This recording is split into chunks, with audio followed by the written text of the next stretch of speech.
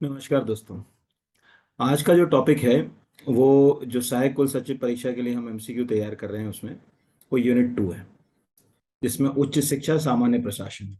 तो मैं आप सभी को ये बता दूं कि जो लोग इस एग्जाम को नहीं दे रहे, ये टॉपिक उनके लिए भी बहुत इंपॉर्टेंट है, क्योंकि इसमें जो ये यूनिट है, इसमें पब्लिक सर्विस कमीशन यानी मध्य प्रदेश लोक सेवा आयोग, ओम्बुड्समैन, ठीक है, पब्लिक ग्रीवियंस जैसे बहुत सारे ऐसे टॉपिक हैं जो जनरली सिविल सर्विस के एग्जाम्स में पूछे ही जाते रहते हैं। जैसे आरटीआई एक्ट के बारे में पूछा जा सकता है, ओम्बुड्समैन स्कीम के बारे में पूछा जा सकता है, पब्लिक ग्रीवियंस के बारे में पूछा जा सकता है, सीएम हेल्पलाइन के बारे में पूछा जा सकता है, लोक सेवा गारंटी एक्ट के बारे में पूछा जा सकता है। वो सब इसके अंदर है, तो उसी के क्वेश्चंस इसमें लिए गए हैं। तो सभी के लिए लाभकारी होगा मुझे लगता है। और ये आप देखिए, आपके लिए काफी जो है वो हेल्पफुल होने वाला है। चलिए शुरू करते हैं इस वीडियो को।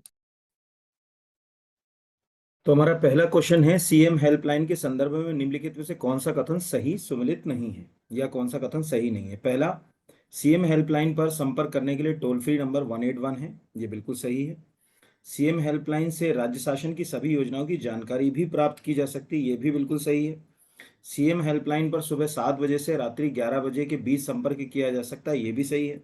और सीएम हेल्पलाइन पर शिकायत निवारण के लिए अधिकतम 7 कार्य दिवस जो है समय निर्धारित है, ये गलत है।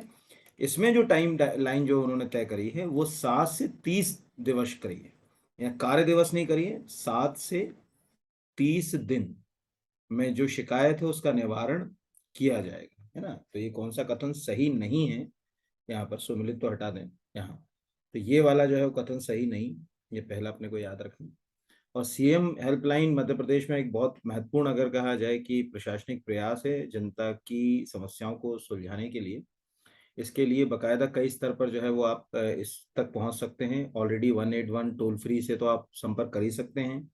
अगर आप मोबाइल ऐप की बात करते हैं तो एक सीएम हेल्पलाइन सिटीजन्स नाम की मोबाइल ऐप भी है, उस ऐप से भी आप जा सकते हैं। जन हेतु जन सेतु उस पर टैगलाइन आती है। तो एक ऑप्शन है कि आप CL helpline citizens app download कर लें, या 181 पर जो है वो कॉल कर लें। उससे आप जो है वो सरकार की योजनाओं की भी जानकारी ले सकते हैं, प्लस जो है वो शिकायत भी जो है वो कर सकते हैं। अगर आपको कहीं कोई लगता है कि कोई अधिकारी या कोई प्रशासनिक अधिकारी कोई काम नहीं कर रहा है, या आपके स्थानीय क्षेत्र की कोई समस्या है, तो वो भी आप इससे जो है वो सॉर्ट आउट कर सकते हैं समस्या। चलिए अगले के ऊपर आते हैं। अगला है, लोक सेवा गारंटी के तहत निम्न में से कहाँ आवेदन नहीं किया जा सकता। लोक सेवा केंद्र में बिल्कुल किया जा सकता है, लोक सेवा केंद्र के माध्यम से जानकारी प्राप्त की जा सकती है। दूसरा, common service centre, common service centre जो बनाए गए हैं उससे भी आप जानकारी जो है वो इसमें ले सकते हैं। ईमेल के माध्यम से जो है वो जानकारी जो है वो प्राप्त नहीं की जा सकती, और एमपी ऑनलाइन कियोस्क से इससे भी प्राप्त की जा सकती है। तो लोक सेवा गारंटी एक्ट के तहत लोक सेवा केंद्र, कॉमन सर्विस सेंटर और एमपी ऑनलाइन कियोस्क से अगर जो है वो आप जानकारी लेते हैं, तो इसका जो है वो पोर्टल चार्ज भी है 30 रुपए, वो आपको देना पड़ेगा। सीधे अगर आप ऑनलाइन जाते हो, एमपी ई डिस्ट्रिक्ट की वेबसाइट है, जब आप एमपी ई डिस्ट्रिक्ट टाइप करेंगे तो एमपी ई डिस्ट्रिक्ट से सीधे लोक सेवा गारंटी की आपको जो है वो वेबसाइट की लिंक मिल जाएगी। उससे आप जाते हो तो उस पर कोई पोर्टल चार्ज जो है वो नहीं देना पड़ेगा। जो सर्विस वगैरह के जो चार्जेस हैं वो आप उसके ऊपर देंगे। तो यहाँ पर तो लोक सेवा गारंटी आप बहुत अच्छे से जानते होंगे कि मध्य प्रदेश शासन के द्वारा 2010 में जो है वो लोक सेवा गारंटी एक्ट बनाया गया था, और फिर 2011 में और 2012 में इसमें अमेंडमेंट भी किए गए। और जब ये एक्ट आया था तो इस एक्ट के अंदर जो 11 इंपॉर्टेंट सेक्शन थे, यानी इसके अंदर टोटल जो लोक सेवा गारंटी एक्ट है 2010 का मध्य प्रदेश शासन का, उसमें 11 सेक्शंस हैं। और उसमें ये उद्देश्य ही है यहाँ पर अगर कहा जाए सेक्शंस का, कि एक निश्चित समय सीमा में आपको जो है वो जो सेवाएं हैं हम उपलब्ध कराएं। तो लोक सेवा गारंटी एक्ट के लिए आप कम से कम एक लाइन जरूर याद रखिएगा इंपॉर्टेंट, जो मुझे लगता है सेक्शन 4 उसका, क्योंकि उसमें साफ लिखा है कि एक निश्चित समय सीमा के भीतर आपको सेवा प्रदान करने का अधिकार है, या सेवा प्राप्त करने का अधिकार है। ठीक है, ये ध्यान रखिएगा। तो ये एक अच्छा एक्ट है, मैं समझता हूँ मध्य प्रदेश के बाद कई राज्यों ने इसको जो है वो अपनाया यहाँ पे। अगला है, निम्नलिखित में से कौन सा हेल्पलाइन नंबर सही सुमेलित नहीं है। ये भी लोक सेवा गारंटी से ही जुड़ा हुआ है ऑलमोस्ट। चाइल्ड हेल्पलाइन 1098, ये बिल्कुल सही है। ठीक है, अगर बच्चों से संबंधित कोई शिकायत है तो चाइल्ड हेल्पलाइन नंबर 1098 पर शिकायत की जा सकती है। वुमेन हेल्पलाइन 1091, ये भी की जा सकती है। क्राइम स्टॉपर जो हेल्पलाइन 1092, ये जो है वो गलत है, ये 1090 है। ठीक है, इसके लिए जो हेल्पलाइन नंबर है यहाँ आप याद रखिएगा 1090। ठीक है ये। और जो है वो कमीशन ऑफ जो है वो revenue and commissioner of revenue and relief जो है, उसके लिए भी जो है वो 1070, उससे आप जो है वो उसकी जानकारी जो है वो प्राप्त कर सकते हैं। तो इतनी चीजों की जो है वो जानकारी लोक सेवा गारंटी एक्ट के तहत जो है वो हम प्राप्त कर सकते हैं, मतलब ये बेसिक है, कभी आप चाहें तो ये याद रखिएगा, ये कमिश्नर है ना, ये कमीशन नहीं। तो टाइपिंग क्या होता है, थोड़ी बहुत मिस्टेक हो जाती।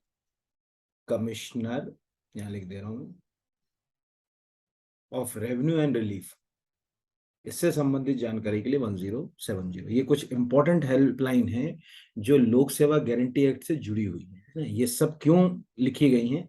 क्योंकि ये सब लोक सेवा गारंटी से जुड़ी हुई है। ठीक है, यहाँ पर अगर कहा जाए उससे ही लिंक है, इसीलिए अपने को ये चीजें पता होना चाहिए। अगला है लोक सेवा गारंटी की एक दिन यानी समाधान एक दिन सेवाओं में कितनी सेवाओं को शामिल किया गया? 161 सेवाएं, 85 सेवाएं, 56 सेवाएं या 27 जो है वो सेवाएं। तो आंसर जो है वो इसका है 56 सेवाएं। यानी अभी 56 ऐसी सेवाएं मध्य प्रदेश शासन ने निर्धारित की हैं जिनका समाधान एक ही दिन में जो है वो किया जाना चाहिए, 56। ये याद रखिएगा, कोई कोई पूछेगा भाई कितनी सेवाएं हैं जिनको हमको एक ही दिन में जो है वो मतलब उसका रिजल्ट जो है वो मिल सकता है, तो आप कह सकते हो कि भाई 56 सेवाएं ऐसी हैं मध्य प्रदेश शासन की जो आपको एक दिन में ही सरकार जो है वो उपलब्ध करा देगी, उनके उनसे संबंधित पूरी जो है वो चीजें, जैसे आय प्रमाण पत्र, अनुसूचित जाति जनजाति प्रमाण पत्र, है ना, इस तरह की जो सर्विस है सब जो है वो समाधान एक दिन के अंतर्गत जो है वो लाएगी। ये आप याद रखिएगा। और लोक सेवा गारंटी एक्ट के अंदर जो ज्यादातर सेवाएं हैं आप याद रखिएगा, मतलब मोस्टली जो सेवाएं हैं वो शिक्षा विभाग से संबंधित बहुत सारी सेवाएं इसके अंदर है। लगभग 75 से ज्यादा सेवाएं जो है वो शिक्षा विभाग के अंतर्गत आती हैं इसके अंदर। ठीक है, बाकी तो आप देखेंगे तो उसमें लिंक से मिल ही जाएगा, है ना। चलिए अगले पर आते हैं। लोकपाल एवं लोकायुक्त अधिनियम 2013 के संदर्भ में कौन सा सही सम्मिलित नहीं है? तो ये एक तो लोकपाल एक्ट अभी आया, लोकपाल यानी ओम्बुड्समैन, याद रखिएगा ना। एक्चुअल क्या है कि जब स्वीडन में जब ये व्यवस्था शुरू हुई ओम्बुड्समैन, तो फिर दुनिया के दूसरे देशों ने भी इसको ओम्बुड्समैन नाम से ही जो है वो अपनाया। हमारे यहाँ भी इसको ओम्बुड्समैन ही कहते हैं, बाद में जो है वो इसको लोकपाल जो है वो कहा जाने लगा। शुरुआत में तो ओम्बुड्समैन ही इसको जो है कहा जाता था। तो इसमें पूछा गया है कि भाई कौन सी जो है वो प्रावधान जो है वो सही नहीं है। पहला, लोकपाल की स्थापना यानी एस्टेब्लिशमेंट ऑफ लोकपाल, धारा 3 यानी सेक्शन 3 के तहत लोकपाल की स्थापना की जाती, बिल्कुल सही। इंक्वायरी विंग होगी लोकपाल के पास, लोकपाल लोकायुक्त के पास एक, सेक्शन 11 के तहत, ये भी बिल्कुल सही है। एक स्पेशल कोड बनाया जाएगा लोकपाल और लोकायुक्त के लिए, सेक्शन 35 के तहत, ये भी सही है। जो भी एसेट्स हैं यानी जो भी संपत्तियां होती हैं या जिनको अस्तियां कहा जाता है, उनका डिक्लेरेशन या घोषणा करना कि भाई इतनी मेरे पास एसेट्स, उसके लिए सेक्शन 46 ये गलत है, क्योंकि वो डिक्लेरेशन ऑफ एसेट्स जो है वो 44 में है, सबसे इंपॉर्टेंट सेक्शंस में से एक है वो। इसलिए ये सभी सेक्शन लोकपाल लोकायुक्त अधिनियम 2013 के बहुत इंपॉर्टेंट सेक्शन हैं, इसीलिए हमने इसके अंदर जो है वो रखे, ये ध्यान रखिएगा। ठीक है, चलिए अगले के ऊपर आते हैं। अगला है, निम्नलिखित में से किसके द्वारा ओम्बुड्समैन को पब्लिक प्रोक्यूरेटर के नाम से संबोधित किया गया था? के सांथनम, रणजीत सिंह सरकारिया, लक्ष्मीमल सिंह सिंघवी और बलवंत राय मेहता। तो ये याद रखिएगा, आंसर इसका लक्ष्मीमल सिंघवी। एल एम सिंघवी आप जानते होंगे, उन्हीं को लक्ष्मीमल सिंघवी कहते हैं। एक्चुअली क्या हुआ, देखिए ओम्बुड्समैन जो है वो एक स्वीडिश वर्ड है, और स्वीडन से ही ओम्बुड्समैन संस्था भारत में है। और शुरू से ही भारत में भ्रष्टाचार को, करप्शन को कम करने के लिए इस तरह की संस्थाओं की मांग उठती रही। जो फर्स्ट एआरसी बना था यानी एडमिनिस्ट्रेटिव रिफॉर्म कमीशन, तो 1970 में जब उसने प्रथम प्रशासनिक सुधार आयोग ने अपनी रिपोर्ट जब सबमिट करी थी, उसमें भी ये बात रखी गई थी कि लोकपाल और लोकायुक्त जैसी संस्थाओं का गठन किया जाना चाहिए, यानी उसमें भी कहा। और फिर समय समय पर जो है वो मांग उठती रही, लेकिन कभी उसके ऊपर जैसे कहा जाए कि बेहतर तरीके से कोई प्रयास जो है वो नहीं हुआ, इसके कारण वो संस्था बन नहीं पाई। फिर बाद में अब 2013 में लोकपाल लोकायुक्त अधिनियम पारित हुआ और लोकपाल का गठन। अगला है, लोक प्रशासन पर विधायी नियंत्रण, legislative control over public institution, निम्नलिखित में से किसे शामिल नहीं किया जाता? राष्ट्रपति का जो अभिभाषण है बिल्कुल होगा। संसदीय प्रश्नकाल है जिसको अपन पार्लियामेंट्री क्वेश्चन आवर बोलते हैं, वो भी होगा। लोक सेवा कोड या लोक सेवा संहिता ये नहीं होगा। लोक सेवा संहिता एग्जीक्यूटिव कंट्रोल है, कार्यपालिका जो है वो अगर कहा जाए नियंत्रण है, विधायी नियंत्रण नहीं है। और नो कॉन्फिडेंस मोशन ये भी है। देखिए ऐसे समझिए, विधायी नियंत्रण का मतलब है कि जो हमारी विधायी पालिका है, जैसे केंद्र में जाए तो संसद और राज्य में जाए तो विधानमंडल, वो किस तरह से कंट्रोल करती हैं पूरे सिस्टम के ऊपर। तो देखिए सबसे पहले हम क्वेश्चन आवर समझते हैं। क्वेश्चन आवर तो आपको मालूम ही होगा कि उसमें जो है वो आपके start question, unstarred question, short notice question यानी तारांकित अतारांकित, ठीक है, अल्प सूचना के प्रश्न पूछे जाते हैं। उससे मिनिस्टर को जो है वो कंट्रोल करते हैं वो लोग कि भैया आप जो कर रहे हो सही कर रहे हो कि नहीं कर रहे हो। पार्लियामेंट्री कमेटी है, वो लेजिस्लेटिव जो है वो कंट्रोल करती हैं, विधायी नियंत्रण करती हैं। बहुत सारे मोशंस होते हैं, नो कॉन्फिडेंस मोशन जैसे अगर कहा जाए, विश्वास प्रस्ताव जैसे मोशंस जो आते हैं, उनसे जो है वो नियंत्रण इसके ऊपर जो है वो किया जाता है। बजटिंग प्रणाली जो होती है उससे जो है वो नियंत्रण किया जाता है बजट के द्वारा, बजट सेशन में भी। तो ये सब विधायी नियंत्रण होते हैं, क्योंकि देखिए आपका जो सिलेबस है ना, उसमें टॉपिक है विधायी नियंत्रण, प्रशासन पर विधायी नियंत्रण। तो विधायी नियंत्रण का मतलब वो संसद और विधानसभा में क्या क्या चीजें कर सकते हैं उस नियंत्रण के लिए, वो सब विधायी नियंत्रण में आएगा। तो लोक सेवा का कोड जो है वो विधायी नियंत्रण थोड़ी, वो तो कार्यपालिका नियंत्रण में आ जाएगा ना, एजुकेटिव कंट्रोल के अंतर्गत चला गया। ठीक है, तो ये याद रखिएगा। जहां तक है इसमें सबसे ज्यादा नो कॉन्फिडेंस मोशन याद रखिएगा, पार्लियामेंट्री क्वेश्चन आवर और पार्लियामेंट्री कमेटी, जितनी भी संसदीय समितियां होती हैं वो सब जो है वो विधायी नियंत्रण का हिस्सा मानी जाती है। और बजटिंग जो बजट प्रणाली है वो भी विधायी नियंत्रण का ही एक हिस्सा है। अगला है लोक प्रशासन पर न्यायिक नियंत्रण, है ना, जुडिशियल कंट्रोल के अंतर्गत जो है वो किसे शामिल नहीं किया जाता। विवेक का अनुचित प्रयोग, ठीक है, यानी एब्यूज ऑफ जो है वो डिस्क्रिप्शन, विधि संबंधी त्रुटि, एरर ऑफ लॉ, प्रक्रिया संबंधी त्रुटि, यहाँ पर एरर ऑफ प्रोसीडर, और हितवाद या दबाव समूह। तो दबाव समूह तो कभी भी नहीं आते। पर चारों को समझना बहुत जरूरी है, क्या कह रहे हैं। देखो विवेक का अनुचित प्रयोग, एक अधिकारी है या कोई एक मिनिस्टर है, उसको कुछ अधिकार दिए गए हैं, अगर वो उनका मिसयूज करेगा तो जुडिशरी उसको कंट्रोल करेगी, उसको कहेगी कि भाई आपको जो पावर दी गई है, आपको जो विवेक दिया गया है, आप उसका मिसयूज कर रहे हो, तो आपको ये अधिकार नहीं है, आप ये काम ना करें। यहाँ पर कोई लॉ बनाती है पार्लियामेंट और उस लॉ में कहीं ना कहीं कोई एरर ऑफ लॉ यानी कानून का कहीं कुछ उल्लंघन हो गया, कोई उल्लंघन हो गया कि भाई ये कानून के अनुरूप फिट नहीं है या नागरिकों के अनुरूप नहीं है ये, तो यहाँ पर अगर कहा जाए वो न्यायपालिका उनको आदेश दे सकती है या उसको अनकॉन्स्टिट्यूशनल भी डिक्लेयर कर सकती है। प्रक्रिया, भाई कोई प्रोसीडर बनाई आपने, है ना, नियम बनाए या कोई प्रक्रिया अपनाई और प्रक्रिया में कहीं कोई एरर है या कोई त्रुटियां हैं, तो भी जो है वो न्यायिक नियंत्रण जो है वो किया जा सकता है। तो न्यायिक नियंत्रण के बहुत सारे प्रकार हैं भारत के अंदर। जैसे रिट से एक आप न्यायिक नियंत्रण कर सकते हैं। सरकार के जो लॉ बनाए जाते हैं या विधि निर्माण होती है, उस विधि निर्माण को वो जो है वो जुडिशियल रिव्यू के द्वारा, जिसको अपन बोलते हैं न्यायिक पुनरावलोकन के द्वारा, उसको चेक कर सकती है कि भाई ये संविधान के अनुरूप है या नहीं। कहीं ऐसा तो नहीं कि संविधान, मूल अधिकार या किसी अगर कहा जाए नागरिक के अधिकारों का हनन हो रहा, तो उसको वो रोक सकती है कि नहीं ये तो भाई कॉन्स्टिट्यूशन के अगेंस्ट है, आप इसको बंद कीजिए या ये चीज आप नहीं करिए। तो ये नियंत्रण होता है प्रशासन के ऊपर न्यायपालिका का। इसी को प्रशासन पर न्यायिक नियंत्रण या जुडिशियल कंट्रोल के नाम से जो है वो जाना जाता है। ये जुडिशियल कंट्रोल के तहत ही आपने देखा होगा, जैसे एक सबसे सिंपल जुडिशियल कंट्रोल बताता हूँ कि मान के चलिए आप एक थाने गए और एक पुलिस वाला एफआईआर दर्ज नहीं कर रहा है, या ठीक है तो आप सीधे न्यायालय में गुहार कर सकते हैं। या मान के चलिए किसी को गिरफ्तार करके रखा, हेबियस कॉर्पस तो सबको ही मालूम होगा, किसी व्यक्ति को गिरफ्तार करके रखा गया लेकिन उसको ये नहीं बताया जा रहा कि क्यों गिरफ्तार किया गया, ये 24 घंटे में न्यायालय के सामने जो है वो या मजिस्ट्रेट के सामने उसको प्रस्तुत नहीं किया, तो हेबियस कार्पस रिट है आर्टिकल 32 या 226 के तहत आप सीधे न्यायालय में जाओ। तो न्यायिक नियंत्रण है ये, वो उस अधिकारी को पूछेगा कि भाई क्यों आपने अरेस्ट करके रखा है, क्यों नहीं जवाब दे रहे हो। ये सब चीजें जो है वो न्यायिक नियंत्रण, मतलब इसको आप समझिए।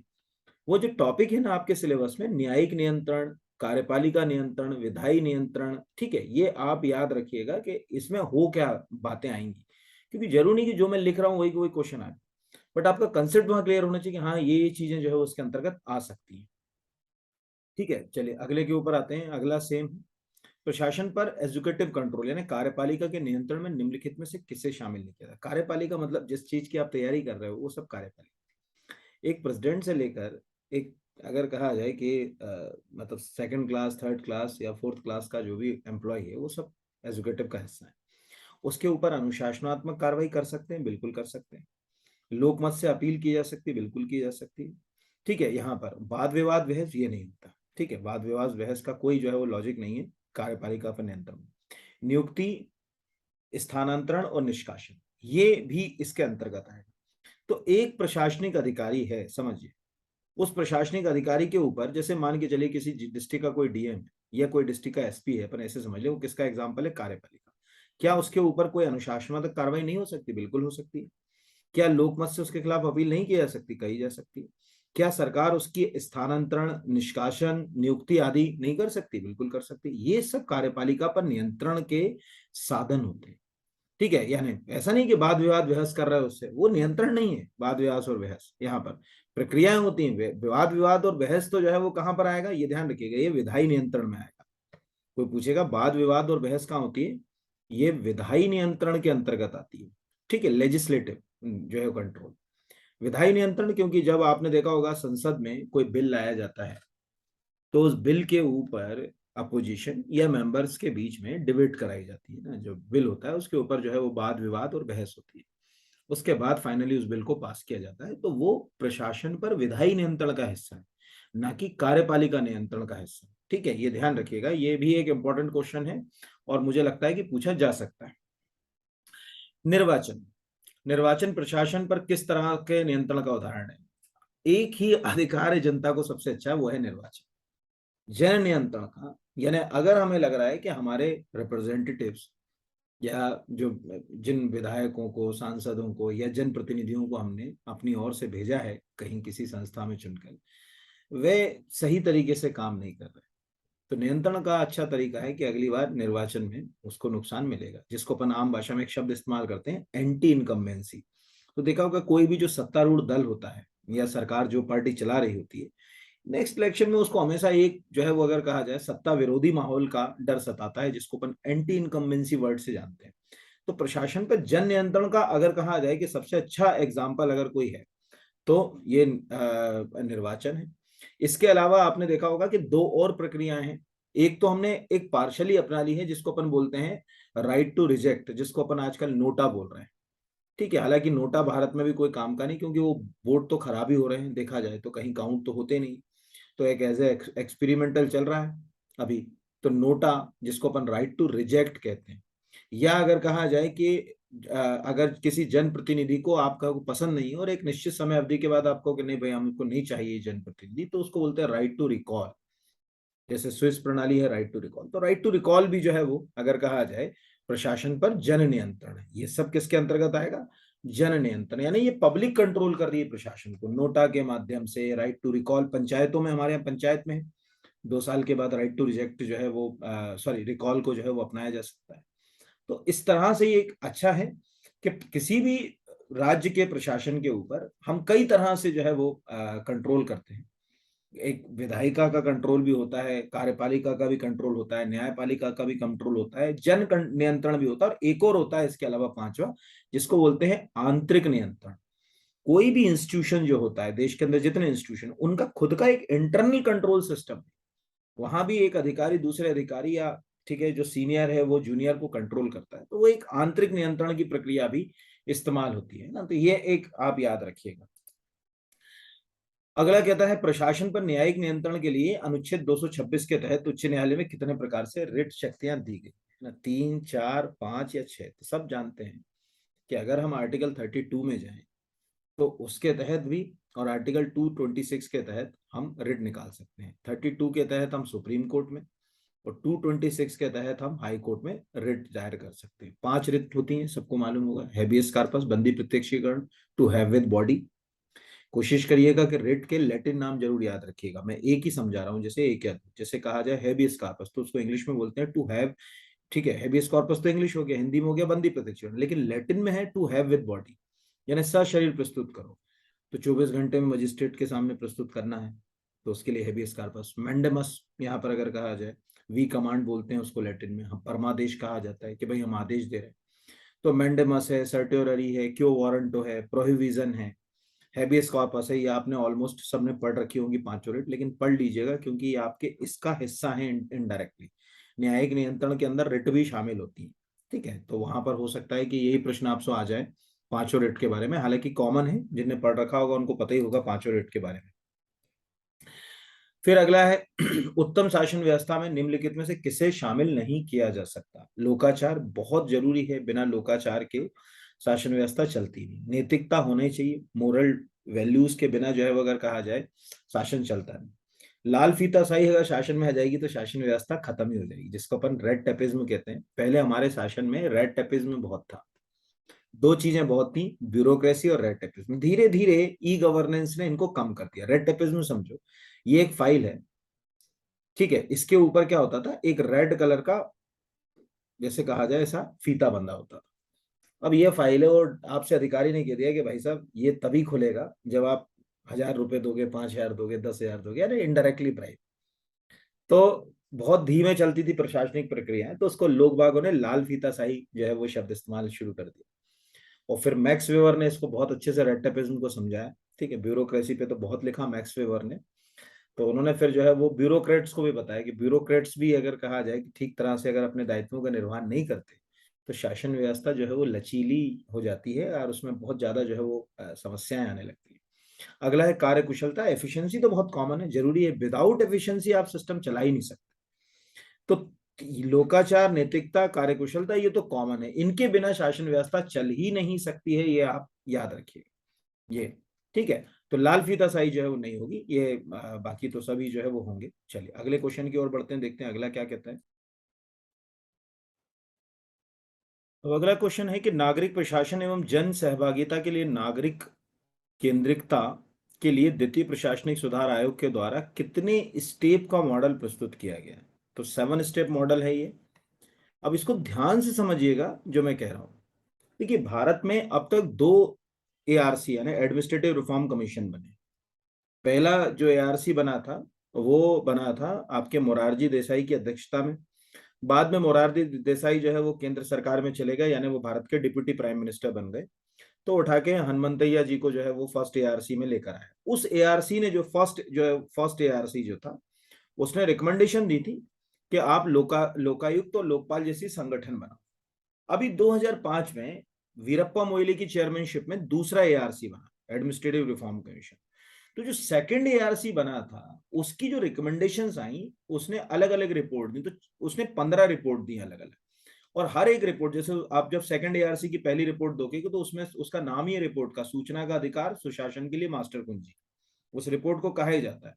तो ऐसे ही उसने अलग अलग, जैसे स्थानीय प्रशासन के ऊपर उसकी रिपोर्ट है, राज्य और जिला प्रशासन के ऊपर उसकी रिपोर्ट है, अलग अलग, जिसमें से कम मुझे 3 रिपोर्ट बहुत अच्छी लगती है। एक रिपोर्ट नंबर 11 जो कि ई गवर्नेंस से संबंधित है, यानी आपको ई गवर्नेंस को समझना हो कि ई गवर्नेंस में क्या क्या चीजें होंगी, तो वो रिपोर्ट नंबर आप 7 देखो। शासन में नैतिकता कैसे आएगी, ठीक है, यानी उसके अंदर मोरल वैल्यू को कैसे हम बढ़ाएंगे, उसमें रिपोर्ट नंबर 4 आप पढ़ लो तो उससे आ जाएगा आइडिया। तो उसी में क्या करा गया, जो सेकंड एआरसी है उसमें कहा गया कि भाई आप सिटीजन सेंट्रिक बनाना चाहते हो, नागरिक केंद्रिकता वाला जो है मॉडल अपनाना चाहते हो, तो आपके पास 7 अलग अलग तरह की स्टेप है। Define, set, develop, perform, monitor, ऐसे उसमें 7 स्टेजेस जो है बनाई है। वो आप चाहो तो अपने स्तर पर भी सेकंड एआरसी 7 जो है वो अगर कहा जाए स्टेज जो है वो मॉडल टाइप करोगे तो मिल जाएगा, उसमें कोई बहुत वो नहीं, पर वो आ सकता है। मतलब एक तो ये आ सकता है, दूसरा सेकंड एआरसी की रिपोर्ट आ सकती है। टोटल रिपोर्ट कितनी है, तो टोटल रिपोर्ट 15 है। राज्य एवं जिला प्रशासन से तो रिपोर्ट 15 नंबर की रिपोर्ट है। और पहली और जो मैंने कहा 11वीं, वो तो आप रट ही लेना। 11वीं हो गई आपकी ई गवर्नेंस, और पहली जो हो गई सूचना का अधिकार सुशासन के लिए मास्टर कुंजी। उसने भी ये कहा कि अगर हमें सुशासन लाना है यहाँ पर, या अगर कहा जाए गुड गवर्नेंस की ओर बढ़ना है, तो उसके लिए आप सूचना का अधिकार जो है वो सबको उपलब्ध कराओ, राइट टू इंफॉर्मेशन। तो ये पहली रिपोर्ट तो 2006 में ही आ गई थी। उस तरह से उसकी जो है वो रिपोर्ट्स आई, तो वो एक क्वेश्चन जो है वो आपको बन सकता है। तो इसका आंसर 7 हो गया। अगला है Indian institute of public administration के द्वारा प्रशासन और नागरिक विषय पर किस वर्ष पहला वार्षिक कॉन्फ्रेंस आयोजित किया गया। 1952, 61, 65, 71। ये क्वेश्चन भी इंपॉर्टेंट है। इसके आने के दो कारण हैं। पहला कारण तो यही है कि भाई ये टॉपिक है आपको प्रशासन और नागरिक, है ना, उसमें जो सिलेबस है उसमें प्रशासन और नागरिक है, तो इसलिए भी ये प्रश्न आ सकता है। इसका आंसर है 1961 में ये कॉन्फ्रेंस हुआ था। ठीक है, ये आपको मालूम होगा कि भारत में जो लोक सेवा है या अगर कहा जाए लोक प्रशासन है, उस पर काम करने वाले जो मेजर इंस्टीट्यूशंस हैं जो रिसर्च पेपर आदि पब्लिश करते हैं, उनमें से एक जो है उसको अपन IIPA के नाम से जानते हैं, 1954 में स्थापित हुआ था। ये भी याद रखिएगा, Indian institute of public administration, ये जो लिखा हुआ है, इसकी स्थापना 1954 में हुई थी। तब से अभी तक पब्लिक एडमिनिस्ट्रेशन के ऊपर जो है वो काम कर रहा है बकायदा, और मिनिस्ट्री ऑफ पर्सनल यानी कार्मिक मंत्रालय के अधीन जो है वो ये आता है, और अच्छा मतलब एक रिपोर्टेड इंस्टीट्यूशन जो है वो माना जा सकता है यहाँ पर। ठीक है, चलिए अगले के ऊपर जो है वो बढ़ते हैं आगे। प्रशासन में जन सहभागिता का निम्न में से कौन सा एक तरीका नहीं हो सकता? पहला, निर्णय निर्माण प्रक्रिया में सहभागिता बिल्कुल हो सकता है, हम निर्णय निर्माण का हिस्सा तो बन ही सकते हैं प्रशासन का। दूसरा है, निर्णयों के क्रियान्वयन में, उसके इम्प्लीमेंटेशन में जो भी डिसीजन है उसमें हम भाग ले सकते हैं, बिल्कुल ले सकते हैं, जन सहभागिता। जवाबदेही, अकाउंटेबिलिटी हमारी नहीं है, हम अकाउंटेबल नहीं बनेंगे, अकाउंटेबल तो सिस्टम है यहाँ पर, वो जवाबदेह हमारे लिए, हम थोड़ी है सिस्टम के लिए कि भाई कोई स्कीम है तो हमसे जवाब मांगेगा उस पर, अकाउंटेबल हम नहीं है, अकाउंटेबल सिस्टम। याद रखिएगा, सिस्टम में दो ही चीजें बहुत इंपॉर्टेंट है, फर्स्ट इज ट्रांसपेरेंसी यानी पारदर्शिता, सेकंड इज अकाउंटेबिलिटी यानी जवाबदेहिता। मूल्यांकन में सहभागिता बिल्कुल कर सकते हैं, ठीक है, ये भी हम कर सकते हैं, ठीक है, और लाभांश में सहभागिता, जो लाभ मिल रहे हैं उसमें भी जो है वो सहभागिता हम ले सकते हैं, ठीक है, लाभांश में सहभागिता, जो भी हमारे पास जो उससे प्रॉफिट्स अर्न हो रहे हैं, यहाँ पर सिस्टम हमारे लिए काम कर रहा है, उससे जो भी आ रहा है तो उसमें भी हम एक इंपॉर्टेंट रोल प्ले कर सकते हैं, ये भी पूछा जा सकता है, ठीक है, ये याद रखिएगा। अगले पर आते हैं। अगला है, निम्नलिखित में से कौन सा एक दबाव समूह का उदाहरण नहीं है ना? World health organisation, FICCI, Akhil Bharatiya विद्यार्थी परिषद, और संयुक्त प्रगतिशील गठबंधन या यूपीए यानी यूनाइटेड प्रोग्रेसिव अलायंस। तो आंसर है यूपीए। पहले तो समझ लीजिए, कोई भी जो दबाव समूह होता है वो कभी पॉलिटिकल पार्टी नहीं हो सकता, ध्यान रखना है, ठीक है, ये मतलब अपने दिमाग के अंदर एक जगह बना लीजिए कि कोई भी पॉलिटिकल पार्टी कभी भी प्रेशर ग्रुप का हिस्सा जो है वो नहीं मानी जाएगी। ये पहला। प्रेशर ग्रुप में कौन कौन हो सकता है, ठीक है, ये ध्यान, प्रेशर ग्रुप में कौन कौन हो सकता है, जितने अगर कहा जाए कि ऐसे इंस्टीट्यूशन है जो किसी काम के लिए सरकार के ऊपर दबाव डाल रहे हैं, जैसे रिलीजियस इंस्टीट्यूशन जो हो सकते हैं, ठीक है, जैसे अखिल भारतीय विद्यार्थी परिषद है, बजरंग दल है, ठीक है, ये सब प्रेशर ग्रुप का हिस्सा हो सकते हैं। जितने लेबर यूनियंस काम कर रही है देश के अंदर, ठीक है, यहां पर अगर कहा जाए वो सब प्रेशर ग्रुप में हो सकती है। जितने फाइनेंशियल इंस्टीट्यूशन से संबंधित जो ऑर्गेनाइजेशंस काम कर रही हैं, जैसे CII है, फिक्की है, एसोचैम है, ये सब प्रेशर ग्रुप का हिस्सा हो सकती है। स्टूडेंट यूनियंस हैं, ये पॉलिटिकल इंस्टीट्यूशन नहीं है, आप सोचोगे स्टूडेंट यूनियन जो है वो पॉलिटिकल नहीं, ये विंग है, किसी पार्टी को रिप्रेजेंट करेंगी, पर वो पॉलिटिकल पार्टी नहीं है, उसका विंग हो गया, एक शाखा हो गया। तो स्टूडेंट यूनियन है, ये आपके लिए प्रेशर ग्रुप हो सकते हैं। प्रेशर ग्रुप का उद्देश्य होता है कि सरकार सही तरीके से काम करे।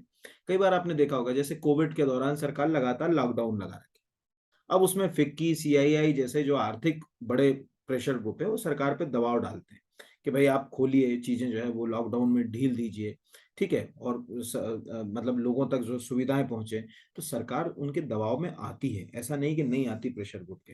तो इसीलिए इनका नाम पड़ गया प्रेशर ग्रुप यानी दबाव समूह। तो याद रखिएगा, कैसे आप वहां जरूर ये देख लीजिएगा कि वो संस्था कोई पॉलिटिकल पार्टी तो नहीं है, ठीक है, यहाँ पर वो प्रेशर ग्रुप नहीं होगा। दूसरा, गवर्नमेंट ऑफ इंडिया का कोई इंस्टीट्यूशन तो नहीं है, जैसे सेबी है, RBI है, ठीक है, IRDA है, ये भी प्रेशर ग्रुप नहीं हो सकते। तीसरा, कि सरकार ने किसी स्टेटूटरी एक्ट यानी विधायी कानून के द्वारा कोई निकाय बना रखा हो, जैसे MPPSC, ठीक है, UPSC, NHRC, SC ST commission, ये अगर बना रखें किसी कॉन्स्टिट्यूशन के प्रोविजन के तहत या पार्लियामेंट्री एक्ट के तहत, ये भी प्रेशर ग्रुप के अंतर्गत नहीं आएंगे। ये ध्यान रखेंगे ना, ये सब प्रेशर ग्रुप का हिस्सा नहीं माने जा सकते।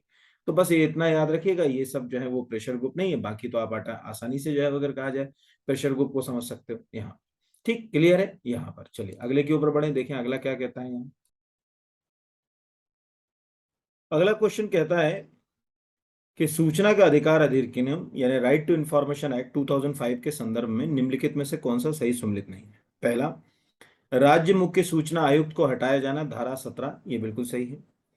सूचना के प्रकट किए जाने से छूट, धारा 9, ये गलत है, ठीक है, यहाँ पर सूचना आयोग की शक्तियां एवं कृत्य, धारा 18, ये भी बिल्कुल सही है, और अपील, धारा 19, ये भी सही है। तो ये गलत है। अब ये गलत क्यों है, पहले तो ध्यान रखिएगा, सूचना प्रकट किए जाने से जो छूट है वो है धारा 8 में, 8। एक्चुअल होता क्या है, देखिए, उन सूचना के अधिनियम में ये साफ लिखा है धारा 3 में कि हर भारतीय नागरिक को सूचना मिलेगी। यहाँ ध्यान रखिएगा, सिटीजन के लिए ये एक्ट है, सबके लिए नहीं है कि फॉरेनर को भी सूचना दे, नहीं, उसमें सिटीजन वर्ड इस्तेमाल किया सेक्शन 3। लेकिन कई ऐसी सूचनाएं होती हैं जो देश की इंटीग्रिटी के लिए, सॉवरेनिटी के लिए, कम्युनल हार्मनी के लिए खतरा साबित हो सकती है, यानी संप्रभुता इससे हमारी खत्म हो सकती है, या अगर कहा जाए एकता अखंडता को जो है नुकसान पहुंच सकता है।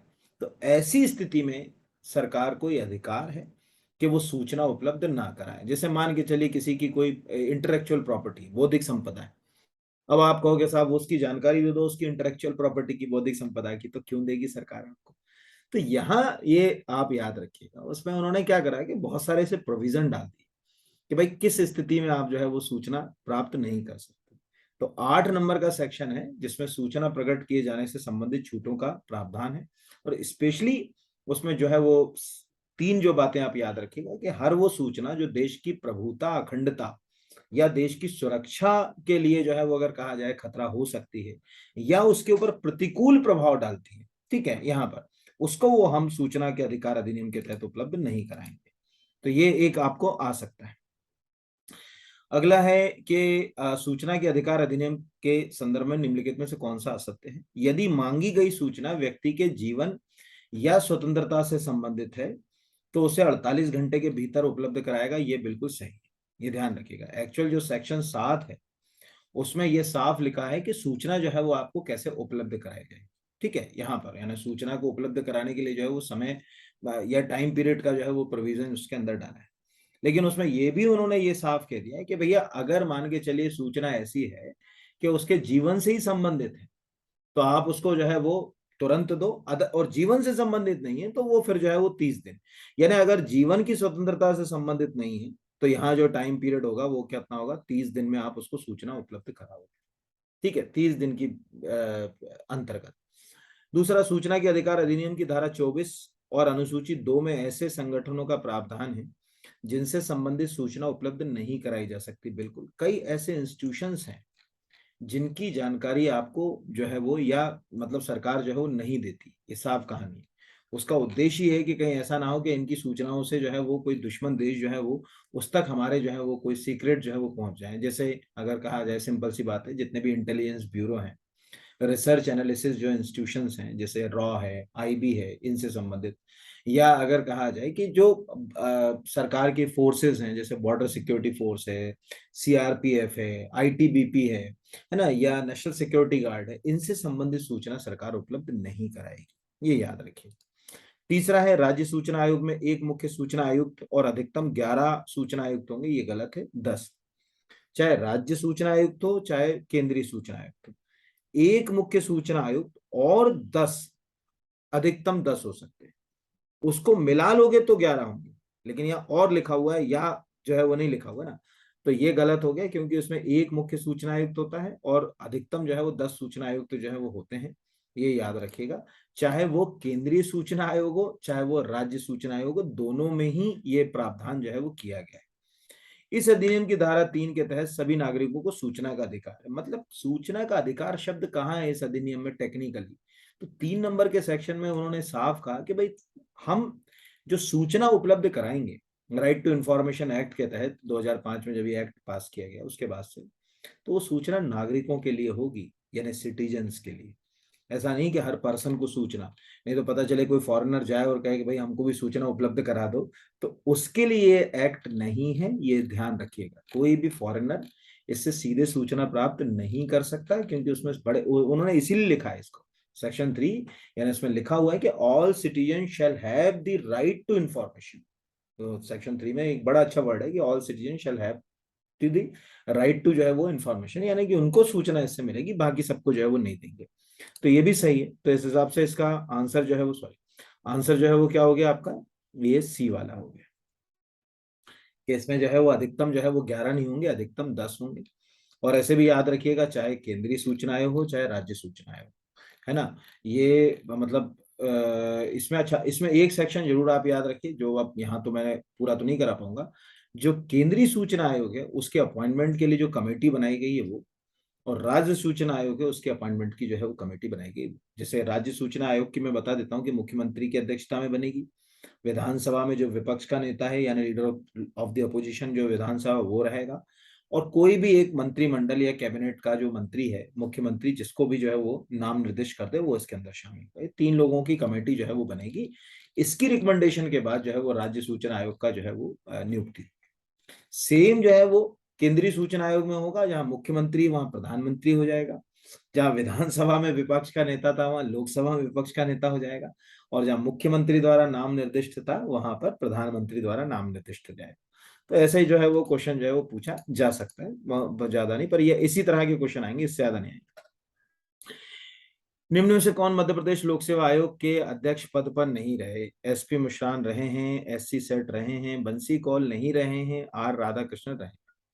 बंसी कौल इसलिए नहीं रहे, बंसी कौल मध्य प्रदेश के एक बहुत ही जाने माने रंगकर्मी थे, ठीक है, और अभी कोविड के दौरान ही उनका जो है वो बंसी कौल का जो है वो निधन हो गया। हालांकि जो बंसी कौल थे उनका जन्म जो है वो मध्य प्रदेश में नहीं हुआ, वो थे जम्मू कश्मीर के, बट उनकी कर्म भूमि जो है, मतलब उनका जन्म तो श्रीनगर में हुआ था, पर उनकी कर्म भूमि मध्य प्रदेश को माना जाता है। ये भोपाल से जो है वो जुड़े हुए थे और यहाँ थिएटर किया करते थे, और यहाँ के रंग कर्म से उनका एक बहुत बड़ा, मतलब जैसे कहते हैं कि बहुत बड़ा संबंध था मध्य प्रदेश के रंग कर्म के क्षेत्र से उनका, ठीक है। तो ये एक प्रश्न जो है वो उससे लिंक कर सकते हो कि ये अलग हो गया बिल्कुल।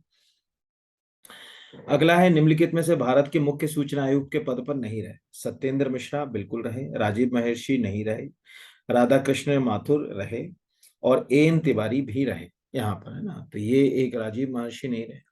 देखिए, जब आरटीआई अक्टूबर 2005 में आरटीआई एक्ट जो है वो पास हुआ, तो आरटीआई एक्ट के तहत जो है वो ये प्रावधान किया गया कि आप जो है वो एक इंस्टीट्यूशन जो है वो बनाए, हर राज्य जो है वो एक आरटीआई जो है वो कमीशन बनाए, और केंद्र में जो है वो एक सेंट्रल इंफॉर्मेशन कमीशन बनाया जाए। यानी अगर कहा जाए कि एक केंद्रीय सूचना आयोग बनाया जाए और एक हर राज्य अपने तरीके से राज्य सूचना आयोग का जो है वो गठन करे। तो भारत सरकार ने 12 अक्टूबर 2005 को, इसमें ध्यान रखिएगा ना, जो भारत में मुख्य सूचना आयुक्त यानी मुख्य सूचना मतलब केंद्रीय सूचना आयोग कब बना? केंद्रीय सूचना आयोग ये बन गया था 12 अक्टूबर 2005 को, केंद्रीय सूचना आयोग बन गया। और जब बना तो वजाहत हबीबुल्लाह को इसका क्या बना दिया था? पहला जो है वो कमिश्नर बना दिया। मतलब भारत के पहले मुख्य सूचना आयुक्त कौन थे? वजाहत हबीबुल्लाह। फिर इस तरह से ये प्रक्रिया चलती रही यहाँ पर अगर कहा जाए, और वजाहत हबीबुल्लाह के बाद फिर इसमें कई लोग आए, लेकिन एक नाम जरूर याद रखेगा, दीपक संधू, क्योंकि दीपक संधू इसकी चौथे नंबर की मुख्य सूचना आयुक्त थी, लेकिन वो पहली महिला थी। उसके बाद सुषमा सिंह भी आई, लेकिन क्या नाम में बड़ा कंफ्यूजन होता है, दीपक संधू लिखा हो और सुषमा सिंह लिखा हो, तो हम जो है वो अगर कहा जाए दीपक संधू जो है वो की जगह सुषमा सिंह मार देंगे। तो ये रही बात के राजीव महर्षि, तो राजीव महर्षि नहीं थे, राजीव माथुर इसमें जो है वो रह चुके हैं ना, ये राजीव माथुर लिख देता हूँ। तो राधा कृष्ण माथुर, राजीव माथुर ये जो है वो इस पद के ऊपर जो है वो रह चुके हैं यहाँ पर। ये मतलब इसमें से कुछ भी क्वेश्चन जो है वो आपसे पूछा जा सकता है, ये क्या आएगा वो देखने वाली बात है। और रही बात अभी, तो अभी यशवर्धन कुमार सिन्हा है, तो यशवर्धन कुमार सिन्हा जो है वो अभी देख लेना आप, तो आपको याद रहेगा। बाकी जब अगर एग्जाम से पहले अगर चेंज हो जाते तो पता कर लेना एक बार यहाँ पर। चलिए अगले के ऊपर आ जाते हैं। अगला है लोक सेवा आयोग के कृत्य, यानी उसके क्या फंक्शंस होंगे। पब्लिक सर्विस कमीशन, कॉन्स्टिट्यूशन में कहीं भी जो है वो एमपीपीएससी यूपीएससी के लिए सीधी सीधी बात नहीं है। संघ के लिए लोक सेवा आयोग, राज्यों के लिए लोक सेवा आयोग, ऐसा उन्होंने लिखा। तो लोक सेवा आयोग के लिए बात करें तो इसमें हमारा एमपीपीएससी भी आ गया। लोक सेवा आयोग के फंक्शंस जो है यानी कृत्य, क्या क्या उसको जो है वो काम दिए जाएंगे, क्या क्या करेगा वो जो है वो किस आर्टिकल में लिखे हैं? 318, 319, 320, 321। ये एक इंपॉर्टेंट क्वेश्चन है। अब पहले तो समझ लीजिएगा कि ये जो है वो प्रश्न इंपॉर्टेंट क्यों है, मतलब ये आएगा तो क्यों आएगा। इसके आने के दो कारण है। पहला कारण तो इसके आने का यह है कि आपको जो पब्लिक सर्विस कमीशन जो है उसके कार्य जो है वो वहां पर टॉपिक में, मतलब अगर आपने सिलेबस देखा होगा ध्यान से, तो सिलेबस के अंदर लिखा हुआ कि पब्लिक सर्विस कमीशन क्या क्या कार्य करेगा। तो चूंकि राज्य जब पब्लिक सर्विस कमीशन के लिए रूल बनाता है तो उसमें स्पष्ट कार्यों की कोई साफ सुथरी सी जो है वो बात नहीं होती, वो वही सब बातें रखता है जो ऑलरेडी जो है वो कॉन्स्टिट्यूशन के अंदर जो है वो जैसे कहते हैं कि मतलब प्रोविजन दिया गया है। तो कॉन्स्टिट्यूशन में जब आप जाओगे तो अब मैं इसमें थोड़ा सा 2-3 चीजें बता दूं आपको। एक पार्ट है पूरा के पूरा, उस पार्ट का नंबर है पार्ट 14, ठीक है, भाग 14, उसका नाम ही है, ठीक है, यानी service under the union and state, यानी संघ और राज्य के अधीन सर्विसों के बारे में ही वो जो है वो पार्ट को जो है वो बनाया गया। तो उस पार्ट में जब आप जाओगे तो उसमें एक सेक्शन है, सेक्शन नंबर 320, यानी 320 नंबर का जब आप सेक्शन देखोगे, 320 नंबर के सेक्शन में उन्होंने साफ लिखा हुआ है कि भाई जो पब्लिक सर्विस कमीशन बनेगा वो क्या क्या काम करेगा। तो उसमें बहुत सारे काम है, लेकिन उसमें दो बातें साफ है। पहले, कि जितनी भी जो लोक सेवाएं होंगी उनकी नियुक्ति के लिए परीक्षा का संचलन करेगा, है ना, ये ध्यान रखिएगा, है ना। पहली लाइन तो उसमें क्या लिखी हुई कि जो भी पब्लिक सर्विस कमीशन होगा, संघ के लिए संघ लोक सेवा आयोग, राज्य के लिए राज्य लोक सेवा आयोग, उसका कर्तव्य होगा कि वो नियुक्ति करे लोक सेवाओं की, और उसके लिए जो भी नियुक्ति के लिए जो परीक्षाएं, नियुक्ति मतलब नियुक्ति के लिए करे नहीं, नियुक्ति के लिए परीक्षाओं का संचालन करे, और बाकी फिर समय समय पर जो उसको और जो है वो पावर्स दिए जाएंगे उसके तहत भी वो काम करेगा। तो इसीलिए ये आप याद रखिएगा। और वो जो पार्ट 14 है जिसके बारे में अभी बात कर रहा, उसमें 2-3 सेक्शन याद रखिएगा। एक तो 320 तो आपको याद रखना ही रखना है, यानी बहुत इंपॉर्टेंट है, इसमें से कोई क्वेश्चन जो है वो आपको आ सकता है। दूसरा 321 भी याद रखना है, क्योंकि 321 में राज्य विधानसभाओं को और संसद को एक पावर है कि उसको लग रहा है कि यार इसके फंक्शंस बढ़ाने हैं, कि यार ये भी काम इसको दे दो, तो वो काम बढ़ा सकते हैं, वो भी आप दे सकते हैं। और 323 जरूर याद रखिएगा, 323 में वो अपनी रिपोर्ट सबमिट करेगा, ठीक है, ध्यान रखिएगा। अगर संघ लोक सेवा आयोग तो राष्ट्रपति को दे देगा, और राज्य लोक सेवा आयोग तो जो है वो राज्य के राज्यपाल को दे देगा। तो इतने जो है वो आर्टिकल 315 के तहत लोक सेवा आयोग का गठन हुआ। यानी अगर मैं यही मध्य प्रदेश लोक सेवा आयोग को जल्दी से समझा दूं तो आपको क्या 315 याद रखना है कि 315 के तहत मध्य प्रदेश लोक सेवा आयोग बन गया। 323 के तहत उसने जो है वो अपना ईयरली जो रिपोर्ट होती है जिसको अपन वार्षिक प्रतिवेदन कहते हैं, वो मध्य प्रदेश के राज्यपाल को जो है वो सबमिट कर दिया। यहाँ पर 317 आप याद रख लीजिएगा कि भाई उसको कैसे हटाएंगे, कैसे सस्पेंड करेंगे, क्या प्रक्रिया होगी उसके लिए, वो 317 के अंदर डली हुई है, ये इतना अपने को याद रखें। ठीक है, अब क्या पूछेगा वो तो देखने वाली बात है वहां पर एग्जाम में। अगला है, सूचना के अधिकार अधिनियम की किस धारा के तहत राज्य सूचना आयोग का गठन किया जाता है। तो ये तो बेसिक सा क्वेश्चन है, धारा 15, इसमें ज्यादा मेहनत नहीं है, ये आसानी से जो है वो आप लोग कर सकते हो। मतलब ये इस तरह के क्वेश्चन मैंने इसलिए रख दिए, देखिए क्या होता है कि कई बार क्वेश्चन ऐसे होते हैं जो लगते बहुत सरल है, लेकिन एग्जाम में जो है वो कई बार जो है वो बड़ा नुकसान पहुंचा देते हैं। तो जो आरटीआई एक्ट है, यानी राइट टू इंफॉर्मेशन एक्ट है 2005, उस एक्ट में एक चैप्टर है, चैप्टर 4। उस चैप्टर 4 में पहले ही सेक्शन है 15, और पहला सेक्शन कहता है स्टेट इंफॉर्मेशन कमीशन के अंदर, ठीक है। बाकी ऐसे भी याद रखिएगा कि ये जो एक्ट बना था, इस एक्ट के अंदर 5 जो है वो चैप्टर है, यानी कितने अध्यायों में एक्ट डिवाइड है, पूरा 5, और उन 5 चैप्टर को 31 सेक्शंस में डिवाइड कर दिए गए, 31 धाराओं में जो है वो विभाजित कर दिया गया। तो वो भी एक इंपॉर्टेंट बात हो सकती है। अगला है मध्य प्रदेश लोक सेवा आयोग के सचिव की नियुक्ति, यानी सेक्रेटरी की नियुक्ति किसके द्वारा की जाएगी, मध्य प्रदेश शासन, राज्यपाल, मुख्यमंत्री या प्रमुख सचिव। तो हमेशा याद रखिएगा कि जो सचिव है उसकी नियुक्ति मध्य प्रदेश में राज्यपाल करेगा, जो उप सचिव है उसकी नियुक्ति मध्य प्रदेश शासन करेगा। ये नियुक्ति के लिए कहीं भी, यानी जो सचिव है उसकी नियुक्ति के लिए संविधान में कहीं कुछ नहीं लिखा, ये याद रखिएगा। एक्चुअल मध्य प्रदेश लोक सेवा आयोग सेवा शर्त जो नियम बनाए गए थे, विनियम बनाए गए थे 1973, और फिर उसको बाद में जो है वो अमेंड भी किया गया, अभी सबसे लेटेस्ट अमेंडमेंट है उसका 2005 का। उस अमेंडमेंट में ये साफ है, यानी इसमें जो उस समय के रूल थे उसमें एक सेक्शन है जो बनाए गए थे, सेक्शन 21, जिसमें साफ लिखा हुआ है कि भैया जो नियुक्ति होगी इसकी सेक्रेटरी की, वो गवर्नर करेगा, और जो उप सचिव होगी उसकी नियुक्ति शासन करेगा, यानी यहाँ पर। तो दोनों में अंतर याद रखिएगा कि क्या पूछ रहा है यहाँ पर। और कोई पूछेगा मध्य प्रदेश लोक सेवा आयोग सेवा शर्त विनियमन कब बने, तो 1973। लास्ट अमेंड कब हुआ, तो 2005 में जो है वो लास्ट अमेंड किया गया। वही अभी जो इस बार एमपीपीएससी में है ना, तो लास्ट अमेंड ही पूछा, क्योंकि लास्ट अमेंडमेंट में जो है सदस्यों की संख्या 5 कर दी, और लिख दिया कि भैया इन्हीं 5 में से एक सदस्य को अध्यक्ष माना जाएगा, तो वो सबसे ज्यादा बच्चों का गलत हुआ एग्जाम में क्वेश्चन। तो इस तरह से ये क्वेश्चन जो है वो आपको आ सकता है। अगला क्वेश्चन पूछता है वो संविधान हाँ, संविधान के किस अनुच्छेद के तहत मध्य प्रदेश विधानसभा मध्य प्रदेश लोक सेवा आयोग के कृत्यों का विस्तार कर सकती है? 321 के तहत। अभी बताया ऊपर कि भाई अगर मान के चलिए संसद को करना है संघ लोक सेवा आयोग और राज्यों की विधानमंडल को करना है राज्य लोक सेवा आयोग, विस्तार का क्या मतलब हुआ?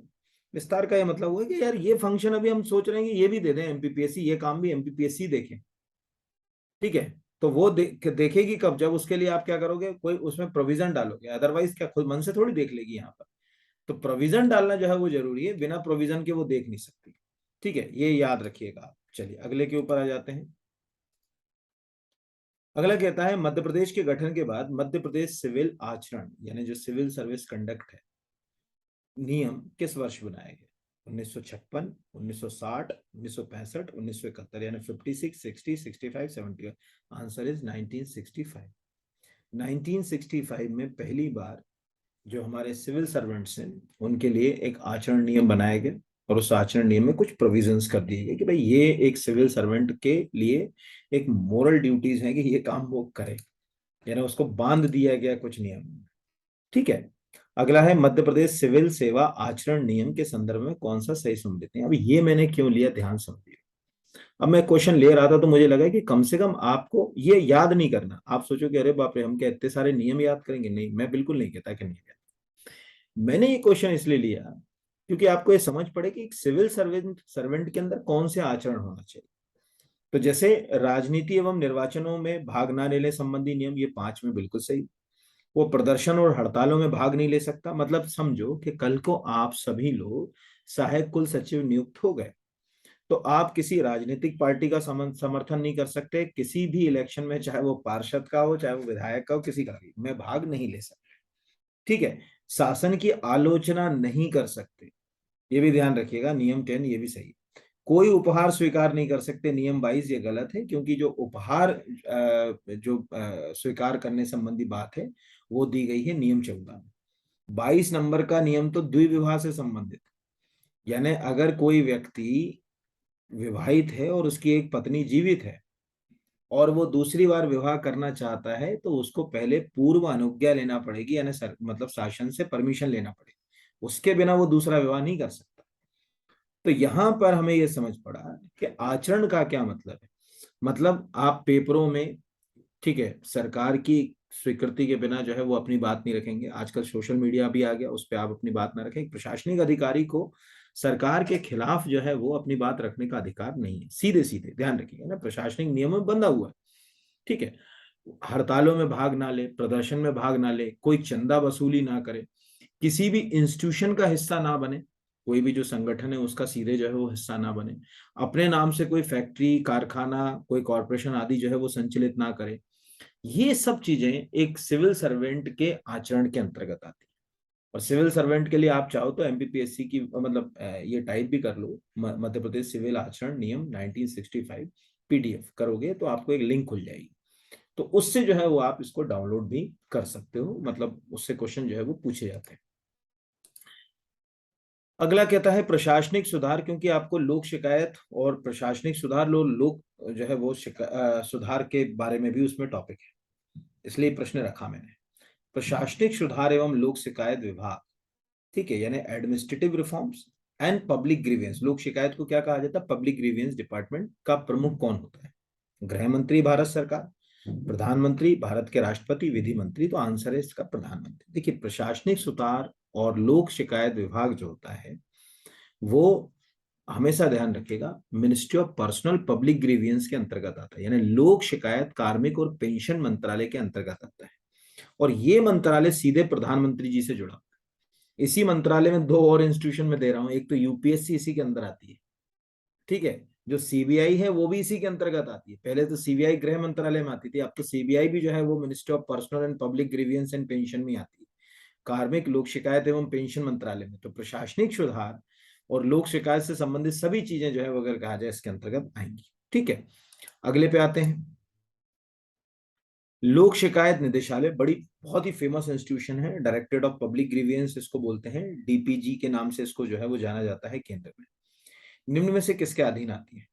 गृह मंत्रालय, कार्मिक एवं लोक शिकायत पेंशन मंत्रालय, मंत्रिमंडल सचिवालय, केंद्रीय सतर्कता आयोग यानी ministry of home affairs, ministry of personnel public grievance and pension, cabinet secretariat और सेंट्रल जो है वो विजिलेंस कमीशन। आंसर है कैबिनेट सेक्रेटरीट। ये सीधे कैबिनेट सेक्रेटरीट से जुड़ी हुई है, ये याद रखिए। लोक शिकायत निदेशालय है, मंत्रालयों की शिकायत को देखती है। अलग अलग मंत्रालय जो जितने भी मेन मंत्रालय उनसे संबंधित जो भी शिकायतें आती हैं, वहां से जुड़े विभागों से संबंधित जो भी शिकायतें आती हैं, उन पूरी शिकायतों को देखने में बड़ी एक एपेक्स बॉडी के रूप में काम करता है। बड़ा महत्वपूर्ण संस्थान इसको जो है वो आप मान सकते हो एग्जाम पॉइंट ऑफ व्यू से। ठीक है, ये ध्यान रखिएगा। चलिए अगले के ऊपर आते हैं। मतलब ये एक अच्छा हेल्दी क्वेश्चन है, आपसे पूछा जा सकता है।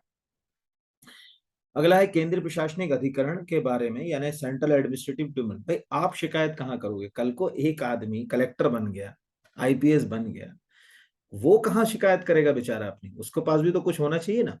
तो उसके लिए क्या है कि कॉन्स्टिट्यूशन में ट्रिब्यूनल के बारे में है। तो दो तरह के ट्रिब्यूनल होते हैं कॉन्स्टिट्यूशन में, एक होते हैं एडमिनिस्ट्रेटिव ट्रिब्यूनल यानी प्रशासनिक अधिकरण, और एक होते हैं अदर ट्रिब्यूनल यानी अन्य अधिकरण। तो ट्रिब्यूनल में 323A, 323 ये बिल्कुल नहीं, 323A यही है, 323B नहीं है, 323 ये भी नहीं। 323A के तहत केंद्रीय जो है वो प्रशासनिक अधिकरण, जैसे राज्य में देखो इसको कैट पढ़ते हैं, इसको क्या पढ़ते हैं? कैट। मध्य प्रदेश में अगर होगा तो सेट। एक डिप्टी जैसे सहायक कुल सचिव को लग रहा है कि कहाँ जाएगा, तो वो सेट में जाएगा। एक आईएएस आईपीएस और केंद्र सरकार का एम्प्लॉय है तो वो कहाँ जाएगा? तो वो कैट में जाएगा। तो सेंट्रल एडमिनिस्ट्रेटिव ट्रिब्यूनल 323 नंबर के आर्टिकल के में इसके लिए प्रोविजन है एडमिनिस्ट्रेटिव ट्रिब्यूनल। उसमें ये नहीं लिखा कि सेंट्रल एडमिनिस्ट्रेटिव ट्रिब्यूनल का गठन कर दो, नहीं, उसमें केवल लिखा हुआ एडमिनिस्ट्रेटिव ट्रिब्यूनल। तो फिर संसद में 1985 में एक एक्ट पास हुआ था, सेंट्रल एडमिनिस्ट्रेटिव ट्रिब्यूनल एक्ट। उसके तहत जो है वो central administrative tribunal article 323A के प्रोविजंस के तहत गठित किया गया।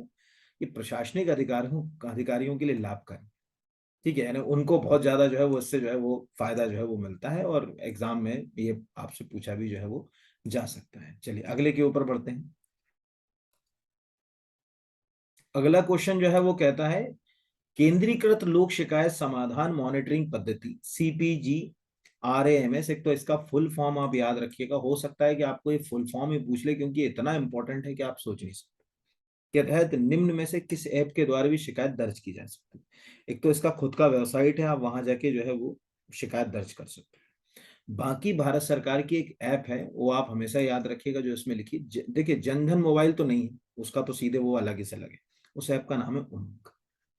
उमंग एक ऐसी ऐप है जिसके माध्यम से, यानी 2017 में जब सरकार ने शुरू करी, तो गवर्नमेंट ऑफ इंडिया की जितनी मेजर स्कीम्स हैं इस समय, जितनी बड़ी स्कीम्स हैं या ई गवर्नेंस से संबंधित जो भी सरकार की जो सर्विसेज जो हैं वो चल रही हैं, वो सब आप उमंग से जो है वो ले सकते हो।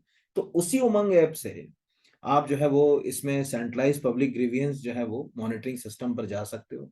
वहां से आप क्या कर सकते हो? अपनी शिकायत दर्ज कर सकते हो। ये एक प्रकार से अगर कहा जाए, शिकायत दर्ज करने की प्रक्रिया है। आप किसी केंद्रीय निकाय से, मंत्रालय से खुश नहीं हो, आपकी कोई बात की जो है वो सुनवाई नहीं हो रही, तो आप कैसे अपनी शिकायत करोगे, कैसे वहां तक पहुंचोगे? तो इस ऐप से भी आप वहां तक पहुंच सकते हो। तो इस तरह से ये जो है वो आपको प्रश्न आ सकते हैं। तो इस यूनिट में मैंने कोशिश करी आपको बताने की कि किस नेचर के क्वेश्चंस आएंगे। मुझे लगता है कि ऐसे ही क्वेश्चंस आएंगे, ऊपर से नीचे तक मैं हल्का सा रिवाइज करा दूं। एक्ट वाले क्वेश्चन तो सिंपल सिंपल पूछेगा, लेकिन वो जो प्रशासन पर नियंत्रण वाले क्वेश्चन है, जो मैंने बताया, जुडिशरी, एजुकेटिव और लेजिस्लेचर वाला, यानी विधायिका का नियंत्रण, कार्यपालिका का नियंत्रण और न्यायपालिका का नियंत्रण, उसमें जो मैंने बताया है पैटर्न आपने वापस सुन लीजिएगा। जैसे विधायिका का तो नियंत्रण बहुत बड़ा है, तो सभी तरह से अगर कहा जाए, पार्लियामेंट्री कमेटी अच्छे से देख लीजिएगा कौन कौन सी होती है, ठीक है, वाद विवाद बहस देख लीजिएगा, ठीक है, या अगर कहा जाए कि जो मोशंस होते हैं जिनको अपन प्रस्ताव कहते हैं, वो देख लीजिएगा कि किस तरह के मोशंस जो है वो प्रस्ताव लाए जाते हैं, जैसे नो कॉन्फिडेंस मोशन है। राष्ट्रपति का अभिभाषण देख लीजिएगा, क्वेश्चन आवर में कितने तरह के क्वेश्चंस होते हैं वो अच्छे से देख लीजिएगा। जैसे आपको मालूम है कि जो स्टार्ट क्वेश्चन होते हैं यानी तारांकित प्रश्न, उस पर आप सप्लीमेंट्री क्वेश्चन पूछ सकते हैं, क्योंकि वो ओरल क्वेश्चन होते हैं, मौखिक रूप से उनके आंसर करना होते हैं। अनस्टार्ट के ऊपर आप सप्लीमेंट्री नहीं पूछ सकते क्योंकि उनके आंसर रिटर्न में देना होते हैं। तो ऐसे आप इनको तैयार कर लेंगे तो आपका कोई भी क्वेश्चन मुझे नहीं लगता कि एग्जाम में जो है वो इस यूनिट का खराब हो। चलिए, बहुत बहुत धन्यवाद, शुभकामनाएं, ईश्वर करे आपको सफलता मिले। और मैसेज करिए कि आपको क्या लग रहा है, कैसा लग रहा है, मतलब और भी मैं इसी से लिंक करे हुए वीडियो भी आपको बना के दूंगा। बट मैसेज करेंगे तो मुझे समझ पड़ेगा कि और क्या सुधार मैं आपके लिए करूँ। धन्यवाद। लाइक और शेयर जरूर करिए आपके अगर फ्रेंड्स हैं कोई, क्योंकि चैनल मेरा अभी हमने नया ही बनाया है और रीच भी हमारी अभी कम है सब तक। तो अगर आपको अच्छा लगता है तो आप कम से कम अपने फ्रेंड्स को जरूर सजेस्ट कीजिए कि वो देखें। करंट अफेयर्स का एक वीकली सेक्शन है मेरा, वो जरूर देखिए। अगर आपको कॉन्सेप्ट क्लियर करना है, सब्जेक्ट से जोड़कर करंट पढ़ना है, तो मुझे लगता है कि शायद आपको अच्छा लगेगा उसको देखकर। बहुत बहुत शुक्रिया, धन्यवाद सभी को।